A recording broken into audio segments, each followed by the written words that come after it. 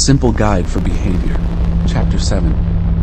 Don't pick on people, jump on their failure, criticize their faults, unless, of course, you want the same treatment. You want the same treatment. You want the same treatment. That critical spirit has a way of boomeranging. Boomeranging. It's easy to see a smudge on your neighbor's face and be oblivious to the ugly sneer on your own. Do you have the nerve to say, "Let me wash your face for you," when your own face is distorted by contempt?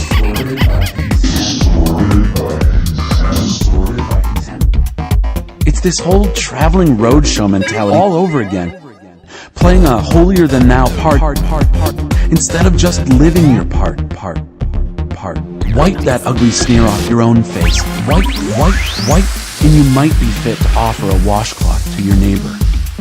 Don't be flip with the sacred. Flip. Don't be banter and silliness. Give no honor to God. No. Don't reduce holy mysteries to slogans.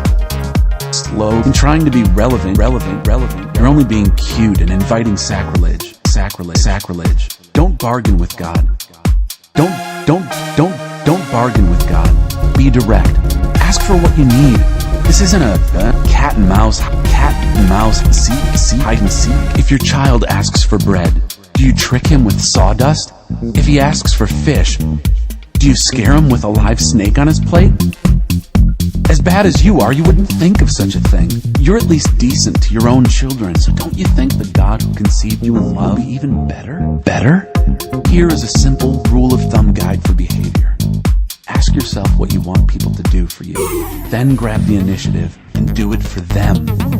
Add up God's law and the prophets, and this is what you get. Being and doing. Don't look for shortcuts to God. The market is flooded with surefire, easygoing formulas for a successful life that can be practiced in your spare time. Don't fall for that stuff, even though crowds of people do. The way to life, to God, is vigorous and requires total attention. Be wary of false preachers who smile a lot, dripping with practiced sincerity. Chances are they're out to rip you off in some way or other. Don't be impressed with charisma, look for character. Who preachers are is the main thing, not what they say.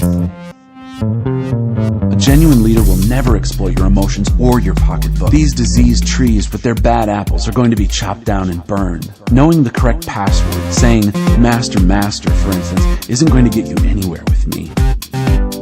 What is required is serious obedience, doing what my Father wills. I can see it now. At the final judgment, thousands strutting up to me and saying, "Master, we preached the message. We bashed the demons. Our God-sponsored projects had everyone talking." And do you know what I'm going to say? You missed the boat. All you did was use me to make yourselves important. You missed the boat. You don't impress me one bit out of you. You missed the boat. These words I speak to you are not incidental additions to your life, homeowner improvements to your standard of living. They are foundational words to build a life on, If you work these words into your life, you're like a smart carpenter who built his house on solid rock. Rain poured down, the river flooded, a tornado hit, but nothing moved that house. It was fixed to the rock. But if you just use my words in Bible study, don't work them into your life, you're like a stupid carpenter who built his house on the sandy beach. When a storm rolled in and the waves came up, it collapsed like a house of cards. When Jesus concluded his address, the crowd burst into applause. They had never heard teaching like this. Everything he was saying, quite a contrast to their religion teachers. This was the best teaching they had ever heard.